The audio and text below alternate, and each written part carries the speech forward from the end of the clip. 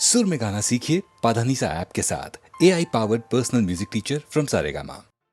कामात्मानः स्वर्गपरा जन्म कर्म फलप्रदां क्रिया विश्लेष बहुलां भोगैश्वर्य गतिं प्रति। ऐसे लोगों को कृष्ण ढोंगी बताते हैं। वो कहते हैं, हे अर्जुन, ऐसा कहने वाले हैं वे अविवेकी जन इस प्रकार की जिस पुष्पित अर्थात दिखाऊ शोभा युक्त वाणी को कहा करते हैं, ऐसे लोग ढोंगी होते हैं। यानी वो लोग जो कर्म की बात सिर्फ इसलिए करते हैं ताकि उन्हें बदले में भोग और ऐश्वर्य जैसे फल या लाभ मिल सकें, काम से ज्यादा उसके होने वाले फायदे की बात करना ढोंग है। कई लोग आपको मिलेंगे जो जमीन पर इतना काम नहीं करेंगे जितना वो हवाई किले बनाएंगे। दोस्तों, ऐसे ढोंगी लोगों से बचना चाहिए।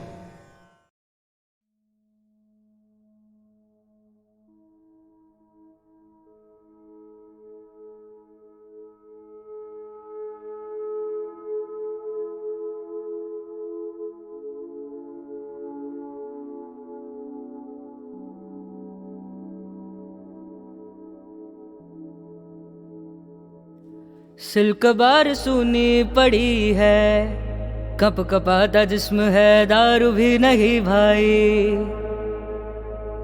दारू बिन शादी में मजा भी नहीं आए। हर तरफ रास्तों में खामोशी है छाई, कब्र तक कंधा देने कोई भी नहीं आए। रोती हुई आंखों में आंसू तक नहीं आए। सिल्क बार सूनी पड़ी है,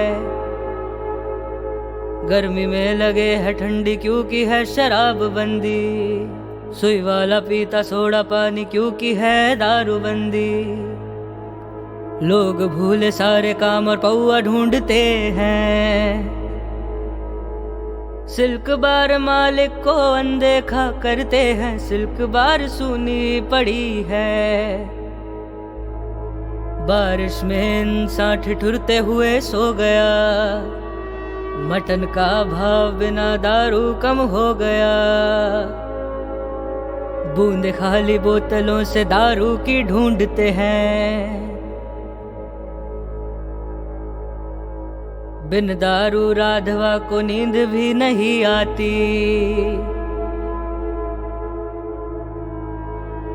दूध बिना बच्चा रोता, दारू बिना बाप रोता। सिल्क बार सूनी पड़ी है, छोटे से ताले में बंद होकर। सिल्क बार सूनी पड़ी है। आंसुओं को रोक दिया, धन्यवाद एनटीआर। दारू बंद करके सबको अच्छे दिन दिखा दिए। सिल्क की तस्वीर बेजान, पूरा गांव सुनसान दिखता है।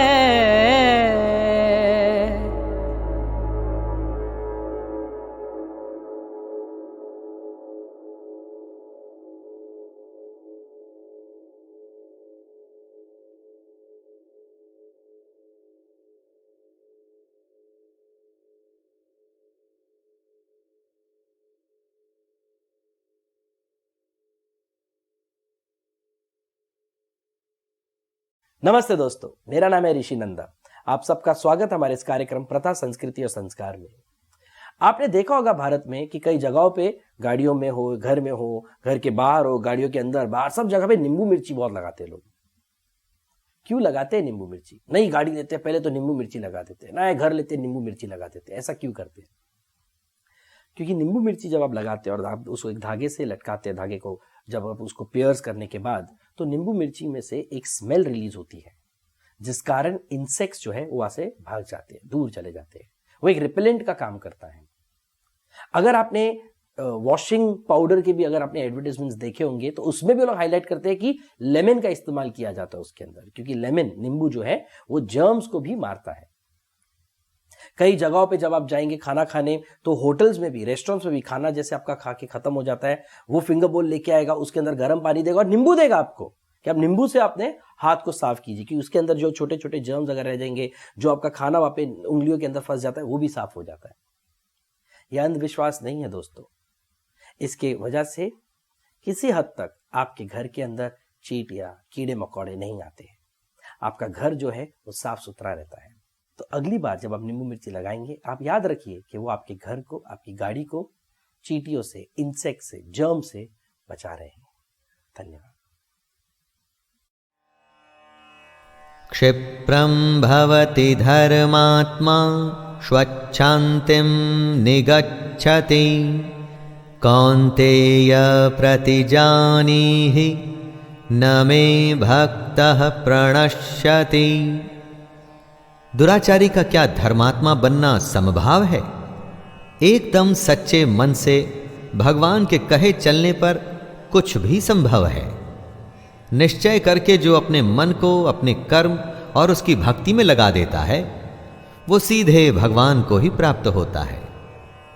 दोस्तों, रामायण महाभारत में कितने ही दुराचारी थे जिन्होंने भगवान का स्मरण कर, तपस्या कर उनसे वर हासिल किए थे। भगवान ने कभी उनसे भेदभाव नहीं किया। कृष्ण कहते हैं, हे अर्जुन, तू निश्चय पूर्वक सत्य जान कि मेरा भक्त नष्ट नहीं होता। तो दोस्तों, जब दुराचारी की गाड़ी चल जाती है तो क्या हमारा कल्याण नहीं होगा?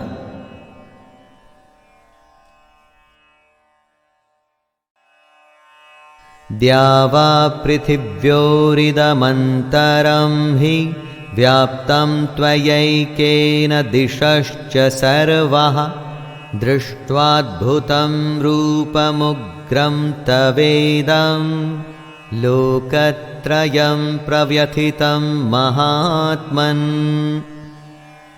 जब हम इस दुनिया को देखते हैं तो नीचे धरती, बीच में वायु और ऊपर आकाश दिखता है। इन तीनों के बीच की दुनिया दिखती है। इसमें विचरते हुए प्राणी दिखते हैं।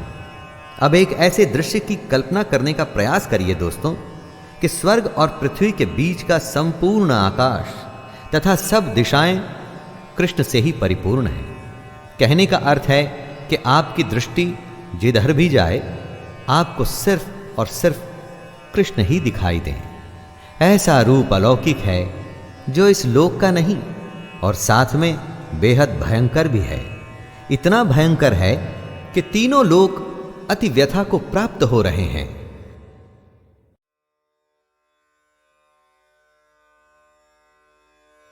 नमस्कार, मैं शैलेंद्र भारती आपका हार्दिक स्वागत करता हूं और आज आपको सुनाने के लिए आया हूं शिव पुराण से एक और कहानी, जिसका शीर्षक है हनुमान अवतार। प्रिय मित्रों, ये तो हम सब जानते ही हैं कि हनुमान जी रुद्र के 11वें अवतार माने जाते हैं। पर क्या आप ये जानते हैं कि वो क्या कारण था कि शिव शंकर को एक वानर के रूप में अवतार लेना पड़ा? शिव पुराण की हमारी आज की कथा इसी बात पर प्रकाश डाल रही है कि जब ईश्वर किसी पुण्य काम में लग जाते हैं तो हर कोई किसी न किसी रूप में आके उनकी सहायता करना ही चाहता है। और ये नियम क्या ईश्वर तक ही सीमित है? ना जी नहीं, बिल्कुल भी नहीं। आप भी कभी किसी पुण्य के कार्य में लग के देखिएगा। निस्वार्थ भाव से, बिना किसी सेल्फिश रीजन के किसी अच्छे काम को जब आप करने लगेंगे तो देखेंगे कि कैसे लोग आपके साथ जुड़ते ही जा रहे हैं। वो जो हजारों साल पहले तब हुआ था, वो आज भी किसी न किसी रूप में होता ही है। तो आइए जानते हैं शिव पुराण से हनुमान अवतार की कथा। अंजनी सुत, पवन पुत्र, केसरी नंदन, ऐसे कितने ही नामों से हनुमान जाने जाते हैं, पर वो सबसे अधिक जाने जाते हैं अपनी अनंत सेवा और अपनी भक्ति के लिए। हनुमान से बड़ा सेवक, उनसे बड़ा भक्त ना तो धरती पर हुआ है और न कभी होगा। वैसे तो शास्त्रों में राम भक्त हनुमान की 2 तिथियों का उल्लेख मिलता है। आज हम उनके रुद्रावतार की बात कर रहे हैं दोस्तों। इसका कारण था एक अति पुरानी बात। किसी समय में शिवजी ने विष्णु जी से दास होने का वरदान प्राप्त किया था। यह वरदान तभी फलीभूत हो सकता था जब शिवजी अवतार लेते, वरना अपने शिव या प्रभु के रूप में कैसे वो दास कर्म को निभाते? बात उस काल की है जब राम जी की आयु कुछ 5 वर्ष की हो गई थी। तब शिव जी की प्रबल इच्छा हुई कि वो धरती पर जाकर राम जी के दर्शन करें। शिव अपने वास्तविक रूप में तो जा नहीं सकते थे, तो पास ही में खड़ी माता पार्वती से वो अचानक बोले, जानती हो पार्वती, मेरे राम ने जन्म लिया है और मुझे उनके दर्शन की सेवा का मन हुआ है। मेरी इच्छा है कि अब मैं यहां से चला जाऊं और राम के लोक में ही रहूं। पर ऐसा कैसे हो सकता था? शिवजी पार्वती जी को छोड़कर कैसे जाते? फिर पार्वती जी का क्या होता? ऐसा सुनते ही पार्वती जी व्याकुल हो गई। शिवजी ने धैर्य से उन्हें समझाते हुए अपनी रुद्राक्ष माला दिखाई और बोले कि इसमें जो 11वां रुद्राक्ष है, यही रुद्राक्ष आज एक वानर के रूप में अवतरित होने जा रहा है। मुझे अपना दास्यता कर्म भी तो पूरा करना है, तो धरती पर मेरा ये रूप जन्म लेगा, पर राम के बाल रूप को देखने की इच्छा को मैं रोक नहीं पा रहा। तो अभी के लिए मैं एक मदारी के रूप में राम को देखने जा रहा हूं। अपने दास कर्म को निभाने के लिए शिवजी ने एक वानर यानी कि महान हनुमान के रूप में मां अंजनी के गर्भ से जन्म लिया, पर अपनी इच्छा को महादेव भी रोक नहीं पाए। राम के बाल रूप को तो उन्होंने देखना ही था, इसलिए एक मदारी बनकर वो राम को यानी कि विष्णु के अवतार को देखने के लिए धरती पर आए। एक मदारी को अयोध्या के राजमहल में एंट्री की अनुमति कैसे मिलती? तो ये मदारी जी अपने बंदर के साथ खेल रचाने लगे। मदारी डमरू बजा रहा था और बंदर डमरू की थाप पर नृत्य कर रहा था। कई जगहों पर ऐसा भी कहा जाता है कि ये नाचने वाला बंदर और कोई नहीं, स्वयं हनुमान ही थे। तो मदारी और बंदर की बात जब बालक राम तक पहुंची तो वो भी आ गए इस खेल को देखने। उस समय विष्णु और शिव और उनके धरती रूप आमने सामने थे। दोस्तों, ये तो एक छोटी सी घटना थी। कथा की मुख्य बात है विष्णु जी से मिले अपने दास्यता वरदान के लिए रुद्रावतार का धरती पर आना। आप दास कर्म को समझिए। ईश्वर धरती पर अवतार क्यों लेते हैं? अपने भक्तों के लिए। जब जब धरती पर पाप बढ़ता है तो उसे हल्का करने के लिए भगवान को आना ही पड़ता है। यहां पर यह बात भी है कि भगवान जो काम करने के लिए आते हैं तो आसान नहीं होता। शिव जानते थे कि विष्णु जो काम करने के लिए धरती पर राम बन के जा रहे हैं वो बहुत ही कठिन काम था। कई भयानक राक्षसों के अलावा उन्होंने रावण का वध भी करना है। ऐसे में राम को जितनी भी सहायता की आवश्यकता पड़ने वाली थी वो कम पड़ती। इसलिए हर देवता ने अपने अपने रूप में अपने अपने तरीके से राम की सहायता करने की कोशिश की थी। पर जो हनुमान ने किया था, क्या वो और कोई कर सकता था? कई विद्वान ऐसा भी कहते हैं कि शिवजी ये जानते थे कि कलयुग में ना वे होंगे और ना ही राम, ना कोई अवतार भी नहीं होगा। इसीलिए शिव ने अपने ऐसे शक्तिशाली रूप को जन्म दिया जो कलयुग में अजर और अमर हो। यह मान्यता है कि हनुमान जी आज भी हमारे बीच में कहीं हैं। शिव अनादि, विदाउट बिगिनिंग, अजन्मा, विदाउट बर्थ हैं, तो उनका ऐसा शक्तिशाली रूप भी धरती छोड़ के कैसे जा सकता है? तो दोस्तों, ये थी कहानी हनुमान जी की, यानी कि शिव जी के रुद्र अंश की, धरती पर जन्म लेने की। लेकिन इस कथा का आज हमारे लिए क्या कॉन्टेक्स्ट हो सकता है? वैसे हनुमान भक्त बनकर के तो धरती पर आए थे, पर वो शिव जी के रूप थे, रुद्रावतार। वो तब भी थे और आज भी हैं, इसीलिए उन्हें चिरंजीवी कहते हैं। ऐसा हो ही नहीं सकता कि अपने सच्चे भक्तों की सहायता के लिए वो न आए। लेकिन इसमें एक बात का ध्यान रखिएगा दोस्तों, अपने स्वार्थ के लिए, अपने सेल्फिश मोटिव के लिए उन्हें याद करेंगे तो उसका फल केवल आपके कर्मों के आधार पर होगा।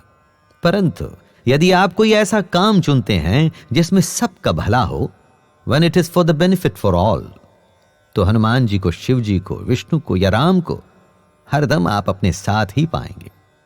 यही बात इस कहानी में बताई गई है कि राम का आना जैसे एक यज्ञ था, सर्वसाधारण पब्लिक एट लार्ज की भलाई के लिए।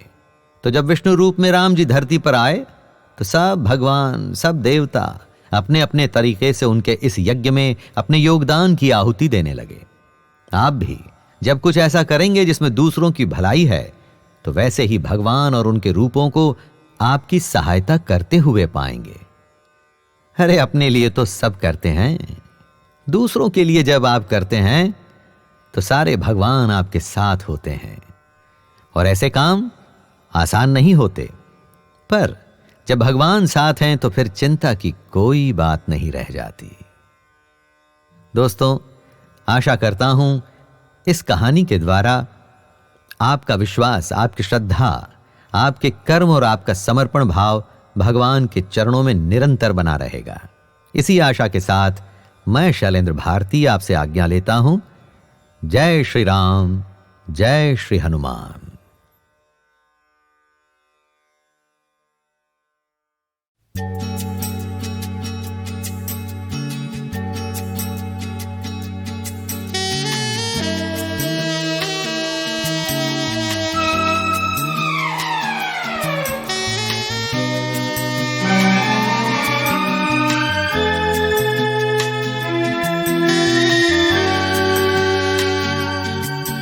ओ हंसनी, मेरी हंसनी, कहाँ उड़ चली मेरे अरमानों के पंख लगा के, कहाँ उड़ चली। ओ हंसनी, मेरी हंसनी, कहाँ उड़ चली मेरे अरमानों के पंख लगा के, कहाँ उड़ चली।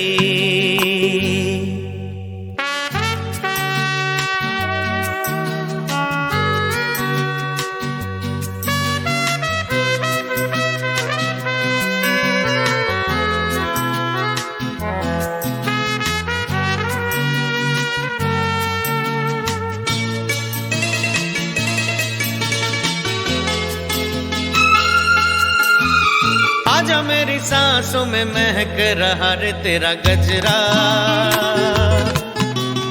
आजा मेरी रातों में लहक रहा रे तेरा गजरा। ओ आजा मेरी सांसों में महक रहा रे तेरा गजरा। ओ आजा मेरी रातों में लहक रहा रे तेरा गजरा। ओ हंसनी, मेरी हंसनी, कहाँ उड़ चली मेरे अरमानों के पंख लगा के, कहाँ उड़ चली।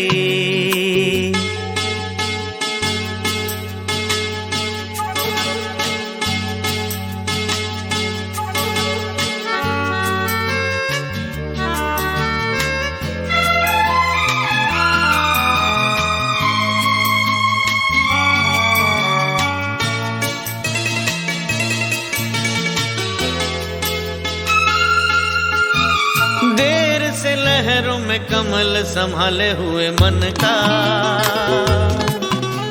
जीवन काल में भटक रहा रे तेरा हंसा। ओ देर से लहरों में कमल संभाले हुए मन का,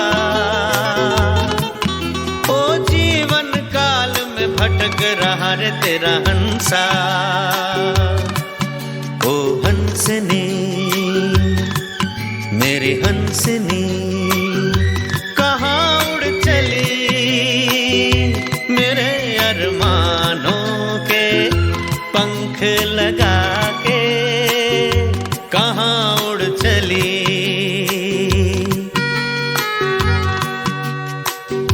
कहाँ उड़ चली।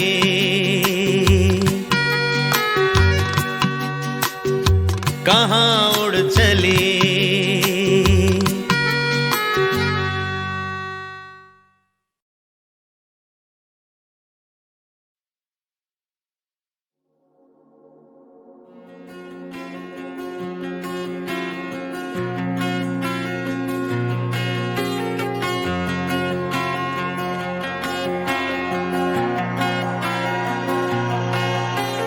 तू ना जाने मैं ना जानूं क्या है ये, ख्वाबों में है ख्यालों में है करार ये। ऐसा हुआ पहली दफा इजहार से होना खफा, ऐलान ये दिल ने मेरे कर दिया। तुझसे प्यार है, हाँ ये प्यार है, कहूँ या ना कहूँ जो है यही है। तुझसे प्यार है, हाँ ये प्यार है, कहूँ या ना कहूँ जो है यही है।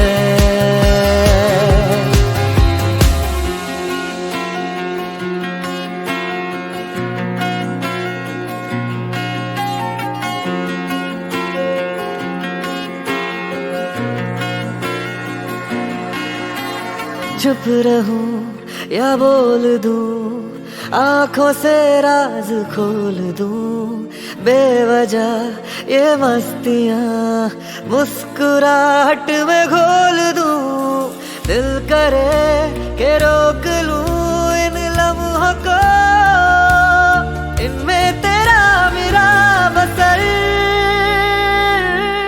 तुझसे प्यार है, हाँ ये प्यार है, कहूँ या ना कहूँ जो है यही है।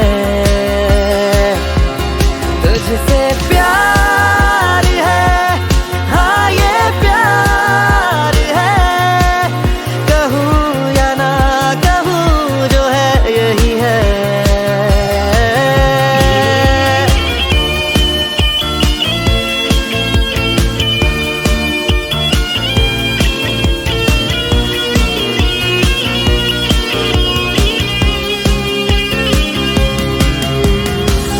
सुबह तू रोशनी, मीठे पल की तू चाशनी, उफ तेरी शरारतें मुझे लम्हों में है बांधनी।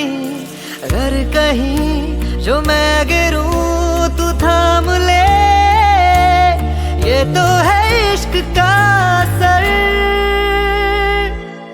तुझसे प्यार है, हाँ ये प्यार है, कहूँ या ना कहूँ जो है यही है। तुझसे प्यार है, हाँ ये प्यार है, कहूँ या ना कहूँ जो है यही है।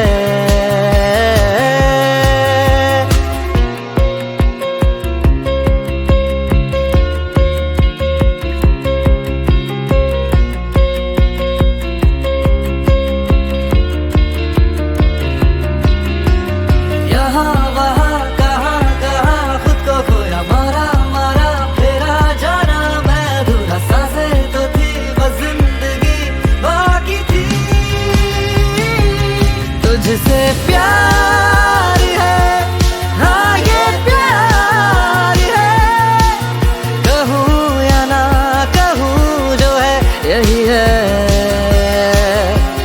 तुझसे प्यार है, हाँ ये प्यार है, कहूँ या ना कहूँ जो है यही है।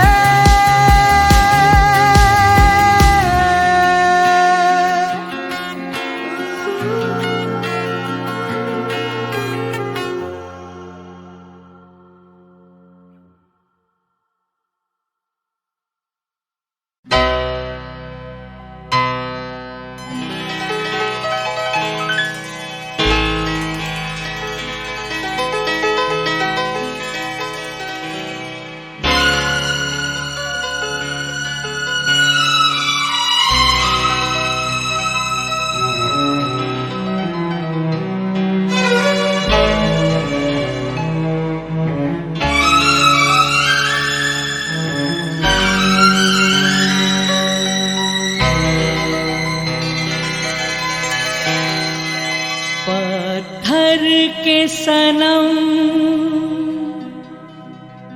तुझे हमने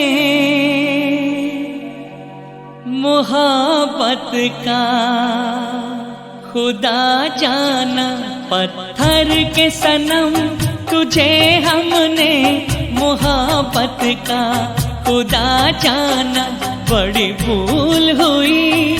अरे हमने ये क्या समझा, ये क्या जाना, पत्थर के सनम।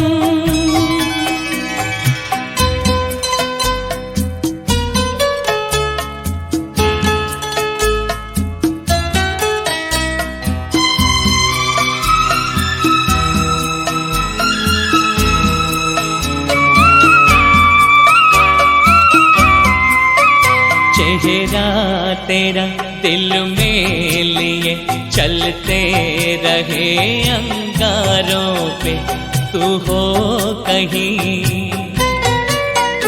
तू हो कहीं सजदे किए हमने तेरे रुखसारों पे। हम सा न हो कोई दीवाना, पत्थर के सनम तुझे हमने मोहब्बत का खुदा जाना, पत्थर के सनम।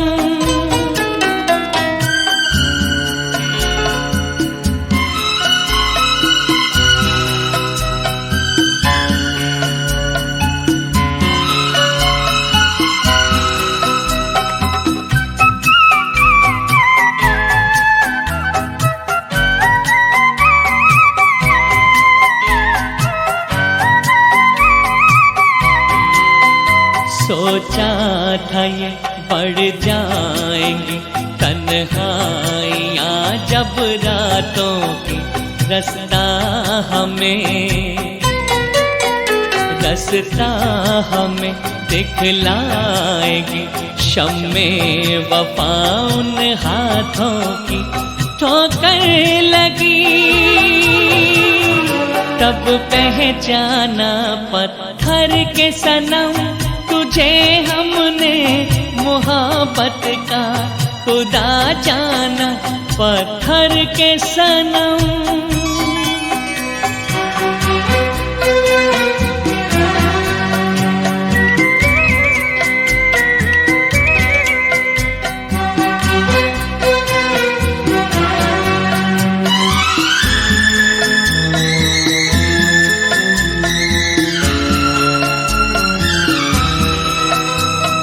काश के होती खबर तूने किसे ठुकराया है।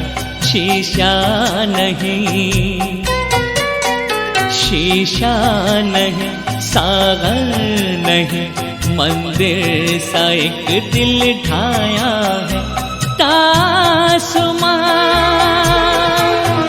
है वीराना, पत्थर के सनम तुझे हमने मोहब्बत का खुदा जाना, बड़ी भूल हुई। अरे हमने ये क्या समझा, ये क्या जाना, पत्थर के सनम।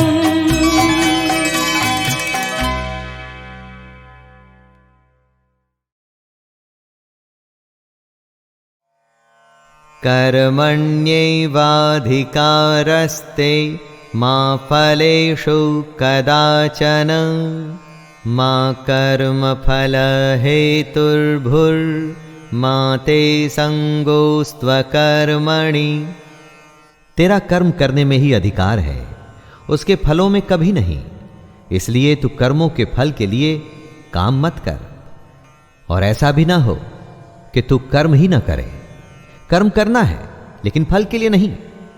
गीता के सबसे लोकप्रिय श्लोक में इस श्लोक की गिनती होती है। कर्म करना है लेकिन फल के लिए नहीं, उसे अपना धर्म और अपना कर्तव्य समझकर।